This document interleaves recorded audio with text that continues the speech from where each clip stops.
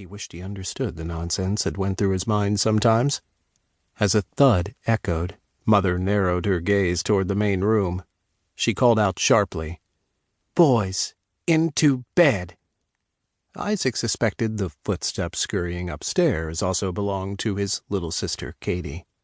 Once all was quiet once more, Mother spoke again, her needle poised over the patch she was sewing over the worn elbow of Ephraim or Joseph or perhaps Nathan's shirt.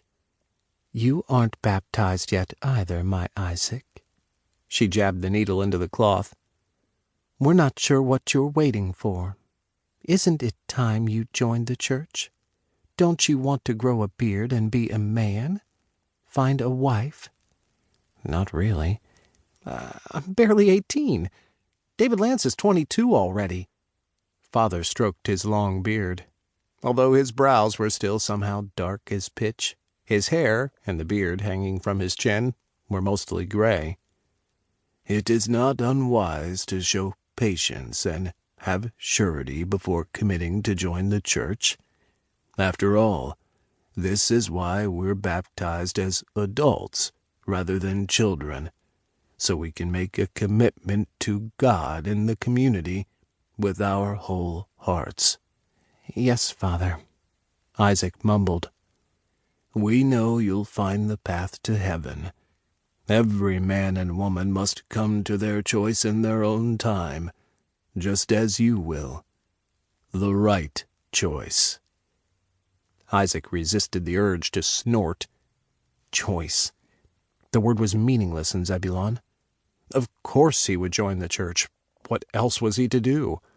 At the thought, a current shot through him, a mixture of dread and the dark excitement he kept locked away, using the key only in the smallest, blackest hours of the night. He cleared his throat. "I just wonder if he's ready to take on an apprentice." "There's no reason he should not," Father replied, "unless you wish to stay working with me on the farm after all." No, Isaac answered with far too much haste. "As long as you can milk the herd without my help." "We'll manage." "It's just that—" "Has David Lantz been unkind to you?" Mother asked, a furrow in her forehead and the sewing abandoned in her lap. "Not at all. It's only that he's terrifying. I'm only surprised, I suppose. I didn't expect this opportunity." Mother smiled slyly. "It's good you should get to know him better. He might be your brother before too long." "Mom!" Flushing, Isaac wished he could be anywhere else.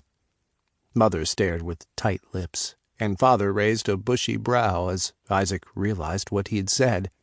It had been a struggle when they came to Zebulon to stop calling his parents Mom and Dad, but the new ordinung the community followed decreed the words too modern and worldly.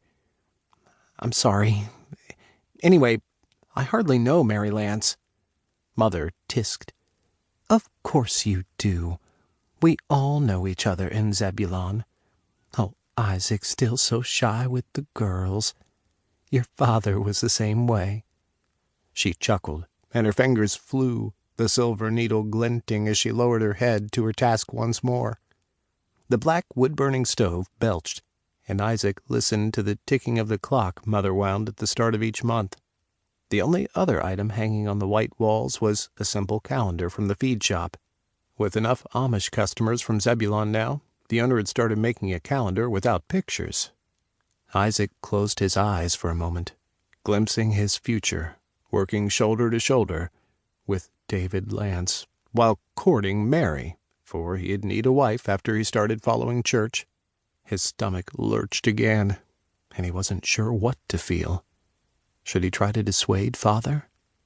With a silent sigh, his mind returned to the Bible passage most familiar to him, repeated so often it was practically carved into his bones.